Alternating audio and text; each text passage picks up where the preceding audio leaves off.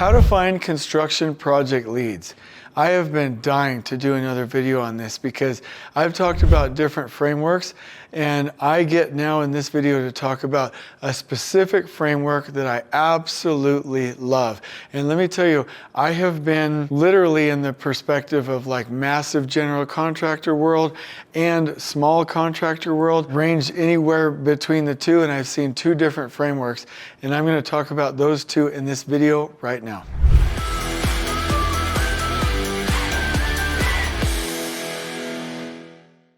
Okay, so let's talk about what actually gets your next project. I used to think that it was one thing, but now I know that it's a combination of around four. So let me talk to you about this right now. So number one, how you deliver the project does matter. I always say that we're not just building a project here, we're interviewing for the next. And the client really wants to know that you're not just building the building, but you're also doing it in a way that they love. Like how you get there matters just as much as where you got to, okay? This matters a lot. So repeat clients, that's a thing. And let me just say one thing. There's certain regions of the country where this is like really big. Let me say North America. I see this a lot in the Midwest. I see this a lot in the Southeast, and I see this a lot in Canada. There are other places like the Northeast, California, and even in Arizona where you can do the best job in politics, process, and the selection method that that client uses can really knock you back out to where you're not in a consistent, like, do every project kind of a mode with that client, right? But I do see this, and even if you do, like, most of your work is repeat business, or if it's all new, it doesn't matter which one you're in.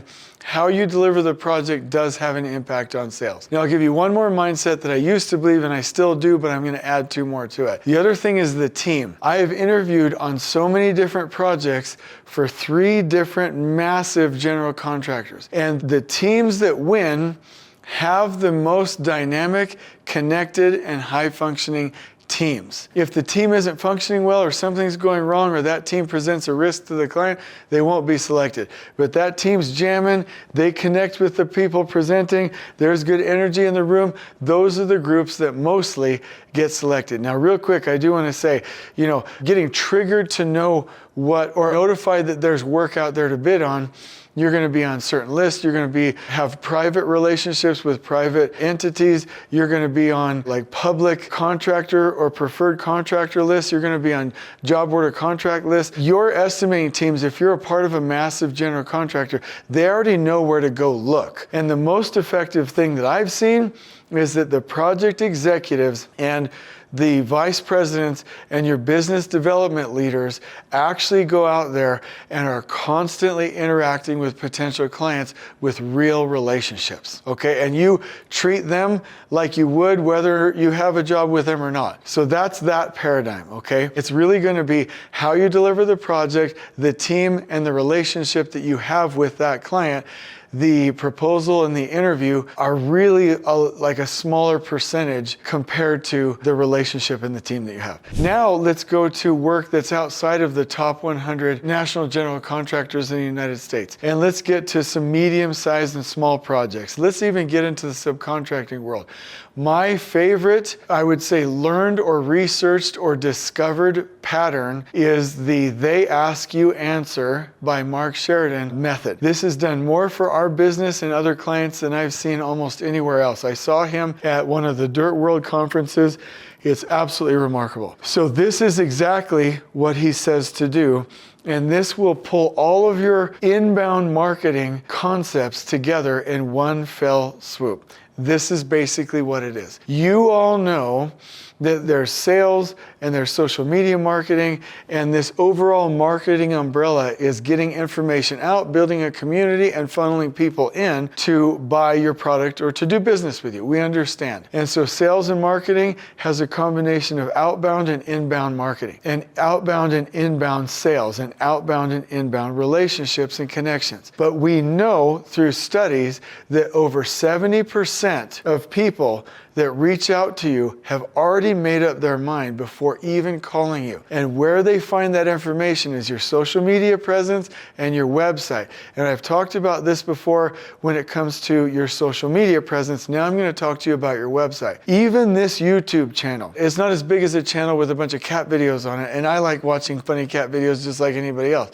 But it's not as big as that. But we, depending on when you see this video, will have 50, 60, 70,000 subscribers, really good watch rates. Like, a lot of people know that we exist. Why? Because Nate Woodbury with the Be the Hero Studios ties our topics to what people are searching on the internet. So if my topic, like for instance, was how to do zone planning in the TAC production system, then nobody's searching for that. Then Nate goes and looks for specific titles who manages our YouTube channel and says, what are people actually searching? And maybe the most searched question is, how do you break apart a construction project? Well, my topic, I wanted to name it this, but people are searching, typing into Google and YouTube, how to break construction project apart or up. Break up a construction project. How do you piece it apart? If I want this video and topic to get seen, I've got to name it like this. That's called search word optimization, meaning the words on our website, and I need you to pay attention right now, your blog posts and any of your social media content, it's good, but it has to be worded and titled according to what people are searching. So what Marcus Sheridan says, and They Ask You Answer, it's a book you can pick up, is go out there and find out and brainstorm all of the questions that your clients would ask before buying. Go on to SEMrush or Google or AI and find out what is the exact way people are typing in that question, and then create videos and blog posts that answer those questions and put them on your site and answer everything right then and there. Somebody comes to your site, no pricing, they're annoyed. Doesn't answer the question, they're annoyed. Can't get to the right information, they're annoyed. Annoyed, annoyed, annoyed, annoyed, annoyed. People should be able to see, even when it comes down to you explaining your competitors or doing a product analysis or answering the question, who else out there does this? You're like, I wouldn't answer that. Answer it. Because when people type in that question, it will go to your video or your blog post, and it will go to your website, and you will be a trusted partner. So you can have people funneling in from relationships.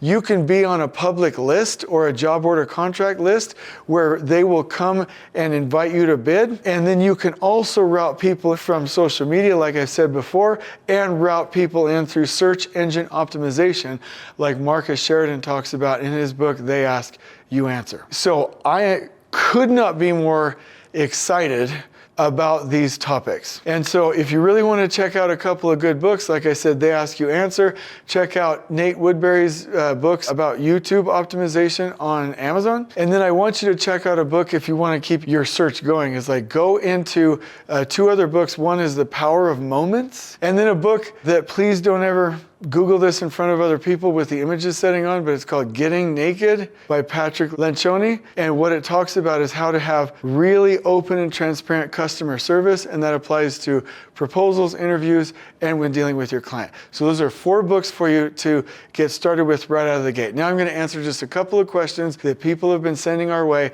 since the last videos that talked about this. How do I get more construction work without cold calling? Do the exact They Ask You Answer model, and then get out there and develop real relationships with contractors by serving them. Oh, one other thing that I want to say. The people that do the best, how many of us on LinkedIn get like 75 million, billion, trillion, gazillion outreaches like, hey, I'm going to sell you something. Hey, I'm going to sell you something. Hey, I'm going to sell you. No. Give, one more, give, and then ask. That's a Gary V principle. Give till it hurts. The people getting the business are out there doing presentations, are out there in institutes doing volunteer work, are out there serving the community, are giving of the industry, sharing. And so if you share, that's not cold calling, that's out developing real relationships. What makes somebody call you back for another job? When you have made their life easier or so easy that there's no decision in their mind to call you back. If you're a pain in the butt, you're difficult, you got bad energy, bad vibes, it was a nightmare, you're always negotiating, doesn't even matter how good of a product that you're producing, but the energy that you drained outweighs the value that you gave, they will not call you back. But when you make their life so easy that they have to call you back, that's when they'll call you back. And then the last question, how do you build long-term relationships with clients and GCs? That I've already answered that, but I'm going to tell you again. Give, give, give. Do not, and don't even give to get. Just give. There's a client and a developer, give, give, give. There's an institute, give, give, give. There's an industry, people you can help, give, give, give. Always be out there, show who you are, make sure that your brand is known, and people will contact you and allow you to prove it to them. I'm so stoked about this topic. I'm going to put this into the description below, plus all 4 books that I talked about, and I hope you've enjoyed this video, and if you do, please like it, and I'll see you on the next one. On we go.